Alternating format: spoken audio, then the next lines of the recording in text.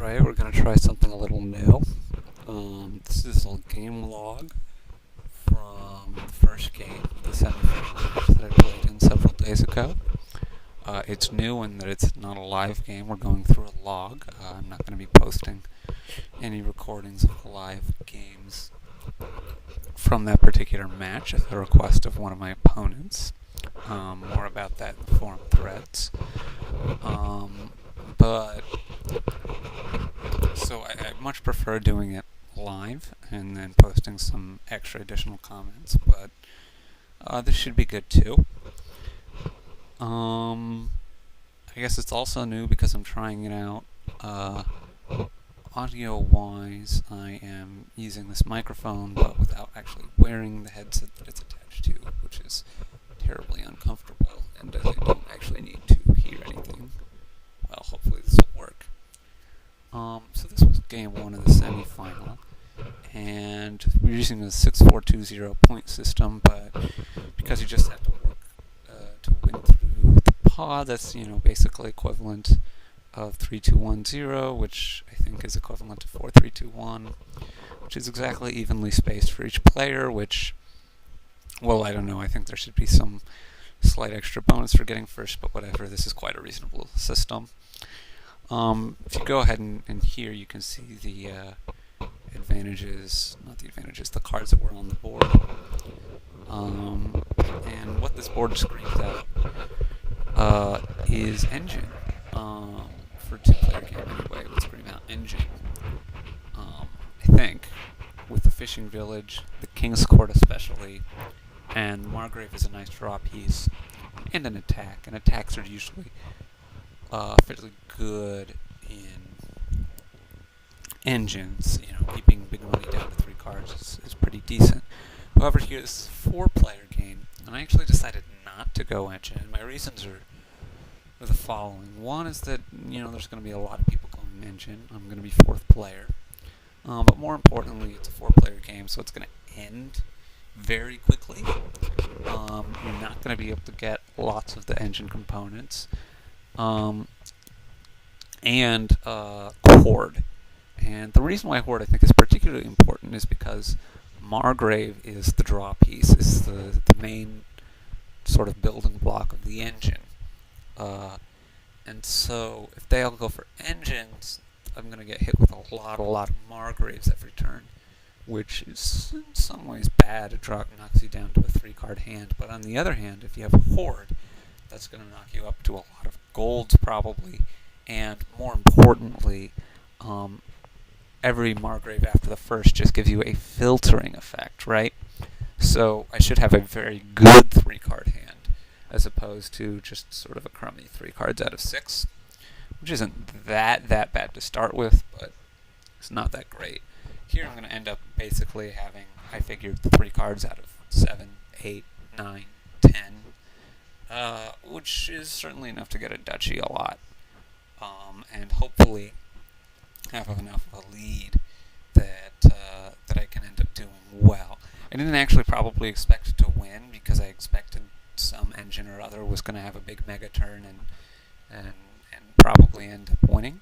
And I was, as I say, in 4th position. It's really hard to win these games in 4th. But I expected to probably place better on average this way than I would otherwise. And maybe I think it gave me my best chance of winning as well. But I expected probably 2nd place, I guess, going for this strategy. And I guess let's actually get into it now. So Toaster and ZXCVBN both open Ironworks, and I'm not a big fan of this opening. In fact, I think it's pretty bad. In a 2-player game, it would be much more reasonable. Ironworks lets you get lots of fishing villages, maybe a couple shanty towns. Eventually, it can get you some estates or silvers, whatever you need later on, and can be kinged for good effect. But here, it's not like it's actually gonna help you win like the fishing village split or something. Also, I don't actually really like it even in the 2-player here, just because there's such a surplus glut of villages that if I don't get my fishing village split, it's not that huge a deal. There's Porter Village and Shantytown also. Anyway, but the bigger thing here is that it's just slow, and this game's going to go be over lightning fast.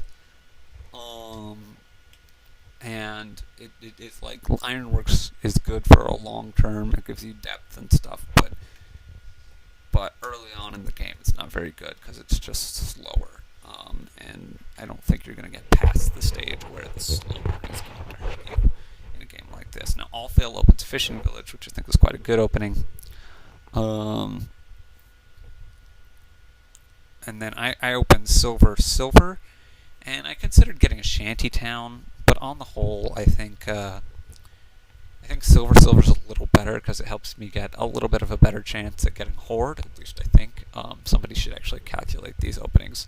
The Silver Shantytown opening would be very nice if someone would do that. But I had a feeling it would give me a little bit better chance at 6, and I really wanted to get a Horde ASAP.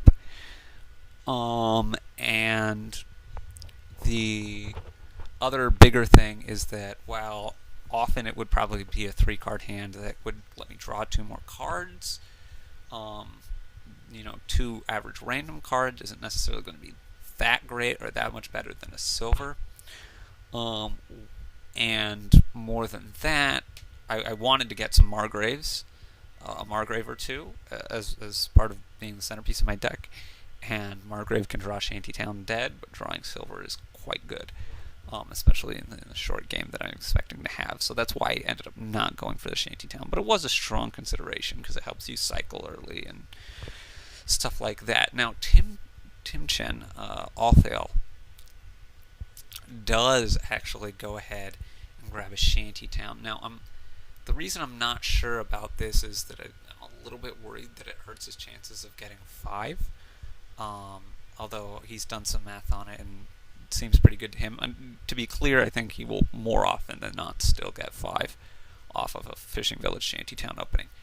And I guess the other point in favor of it here is that it will be better potentially for harvests later, and he is looking ahead to that. So, I don't know that I exactly like it, but there's definitely a lot of logic going for it. So moving along, I think the next big questionable play here is by ZXCVBN on his turn 3. He Ironworks as a Fishing Village and then buys a Fishing Village on 4. I think I would have Ironworks to silver so that I would have 5 to buy a Margrave, because Margrave is the key card in this set, especially for that engine. You got to be able to draw, and basically this way he's almost guaranteeing. There's a huge chance that basically what am I saying? There's a huge chance that he's not going to get a Margrave this reshuffle. Whereas if he grabs the silver and the Margrave here, there's still a very, very good chance. In fact, I think a certain chance that he gets the Fishing Village on the next turn and has just a better deck going forward. And I don't think that many Fishing Villages is that important with all the other villages that are around. Anyway, All Fail gets like the perfect draw with Fishing Village and the Shantytown and 3 estates, and gets for sure a 3/6, and gets to make sure that he gets a little extra cycling. Because 4, I mean, he's not going to be buying an Ironworks, so 3 is plenty there, and the 6 would be great. I get a Horde. Horde is fortunate for me, although I'm not entirely sure that 6 and a Horde is better than, say, 5 and a Margrave on average. I think Horde is going to be better than just getting Margrave on 6.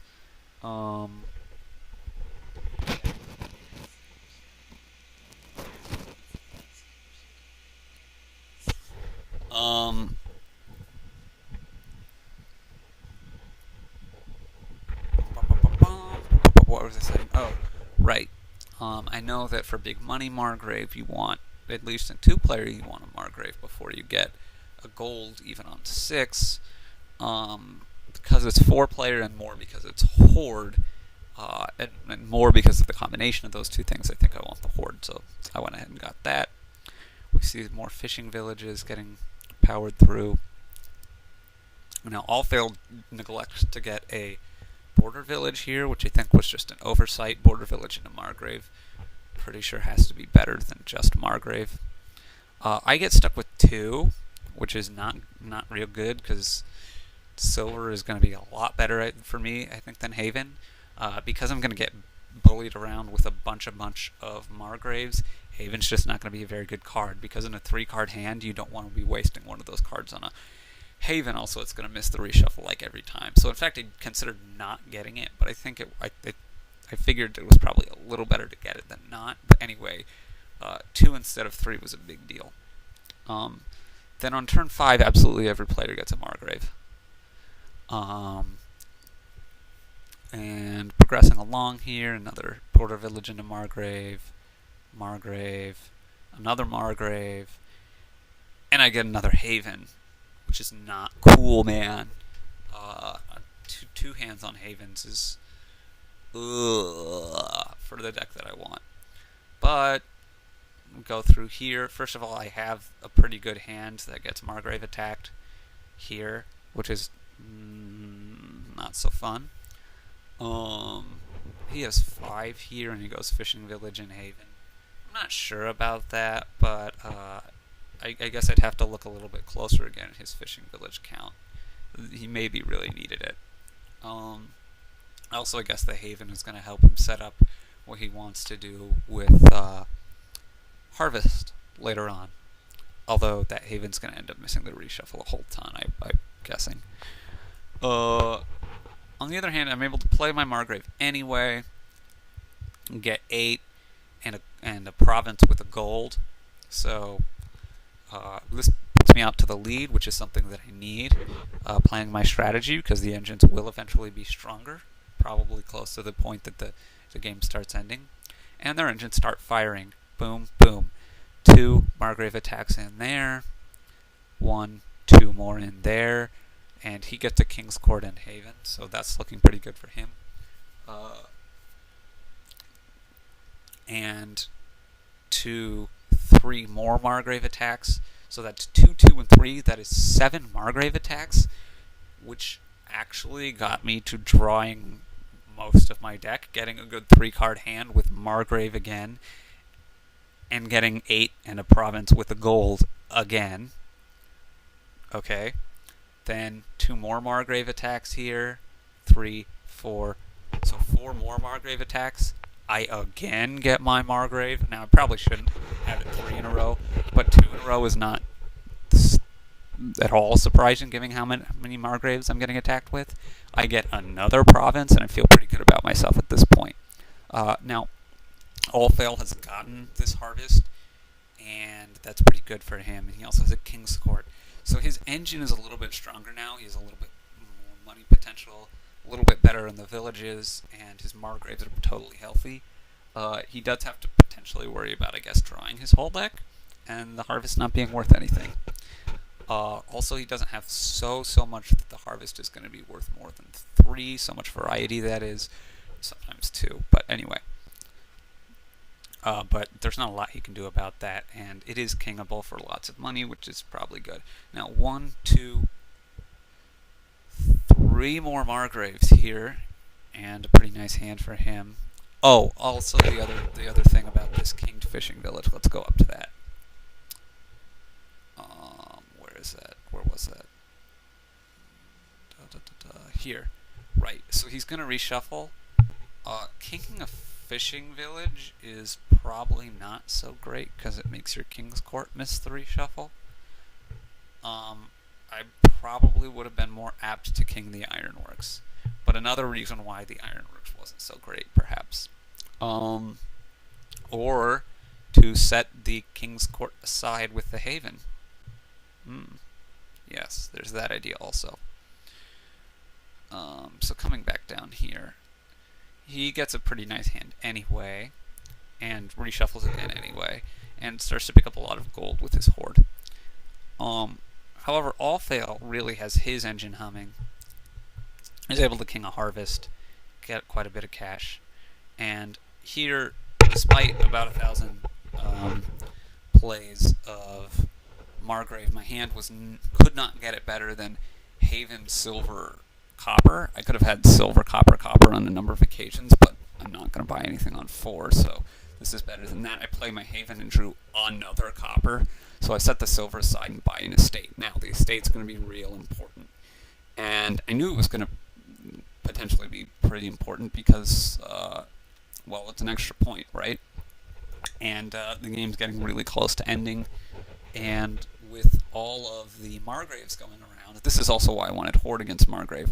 The estate doesn't hurt that much. The reason Horde I thought would be good against the big Margrave chains is because it gives me higher variance. Well, the Margrave attacks, the additional Margrave attacks from my opponent give me sifting, so the extra variance is actually pretty good.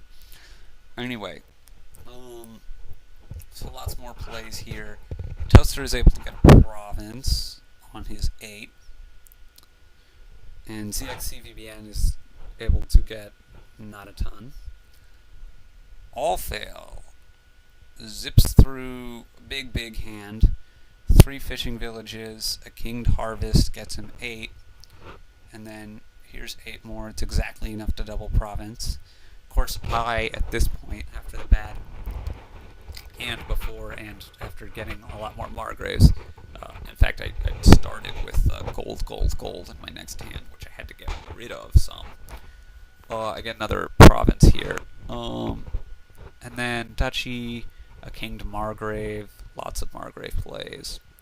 Lots more Margrave plays, and all fail. You can't quite see the bottom of the log here. Hold on. He ends the game buying the last province on exactly 8. Now, he thought about for a while whether he wanted to buy a duchy and estate, which would have given him like 1 point over 3rd place, and try to make the game last a lot longer. In the end, it wouldn't have mattered because with all those Margrave plays, I had enough to buy the last province for sure anyway. Also, keep in mind that I was 4th player, so they all got an extra turn from me, and I still had 1 more point than All Fail, who was my closest competitor. Anyway, this is game 1, and I hope this format is going to work out, and see you for game 2 in a little while, or whenever I guess you feel like watching that next video. Comments or questions here on the format, on this game, on whatever, and thanks very much.